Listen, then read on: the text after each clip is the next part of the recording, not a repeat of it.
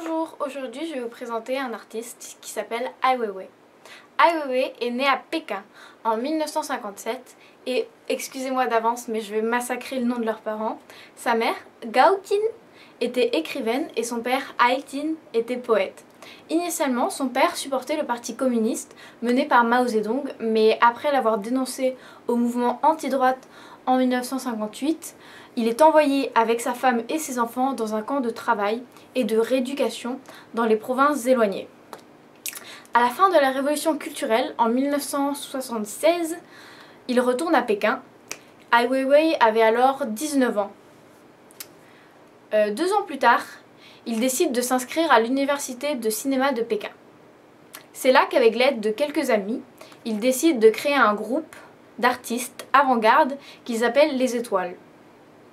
En 1981, il déménage aux États-Unis et s'installe à New York, où il va se lier d'amitié avec le poète Allen Ginsberg. Là-bas, Ai Weiwei va s'immerger dans l'art et va beaucoup étudier sur Marcel Duchamp, ce qui va lui faire prendre en considération l'idée de créer des ready-made. Quand il retourne en Chine en 1993, il doit faire face à un pays qui subit énormément de changements. Avec les nouvelles réformes de Deng Xiaoping qui encourageaient le développement économique, les villes chinoises subissaient des transformations massives. Une situation sur laquelle Ai Weiwei avait gardé un œil critique. Déjà avant son retour en Chine.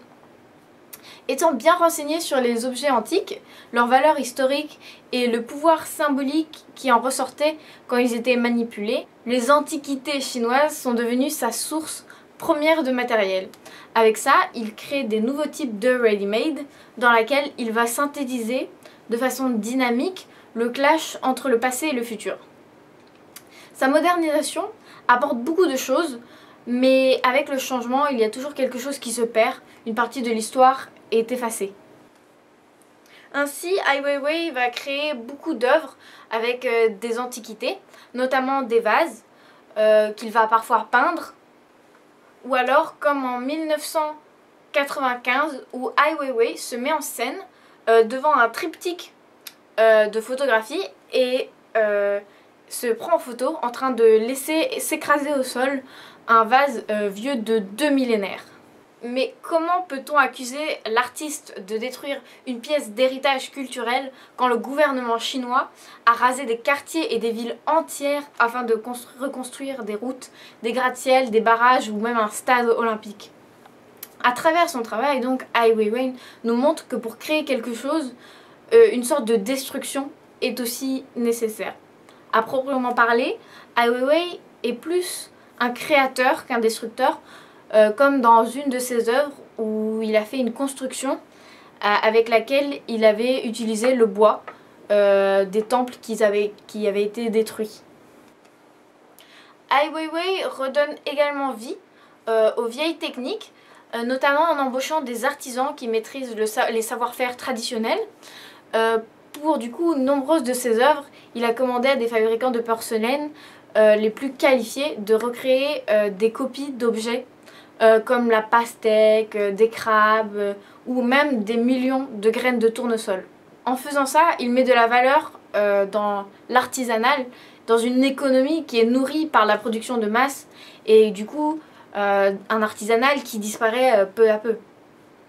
Ensuite, en 2008, lorsqu'un tremblement de terre frappe Sichuan, il se rend dans la région immédiatement et rassemble des volontaires afin de recueillir le nom des morts. Il dénonce alors tout de suite les autorités qui cherchent à diminuer et dissimuler surtout le nombre d'écoliers décédés à cause des écoles mal construites. Il ramasse des tonnes de barres d'armature en fer tordues dans les décombres et il va leur redonner leur forme droite originelle et il les assemble afin de faire une sorte de mémoire pour les victimes. Une autre de ses œuvres consiste à rassembler, il me semble, 9000 sacs à dos d'écoliers qu'il a disposés sur la façade du Haus der Kunst à Munich pour représenter les jeunes vies perdues lors du tremblement de terre en épelant du coup avec ses sacs à dos une citation d'une mère d'une des victimes qui dit « Elle a vécu heureuse durant ses 7 ans dans ce monde ». Une petite parenthèse parce que j'ai oublié de le mentionner tout à l'heure, car toutes les œuvres d'Ai Weiwei sont très politiques, ont beaucoup de connotations politiques et critiquent énormément le gouvernement chinois. Du coup, il n'est pas forcément très apprécié là-bas. C'est pour ça que à de nombreuses reprises, il va être confronté justement au gouvernement chinois lorsque son studio va être détruit ou alors placé sous surveillance ou même quand il est renvoyé de Chine.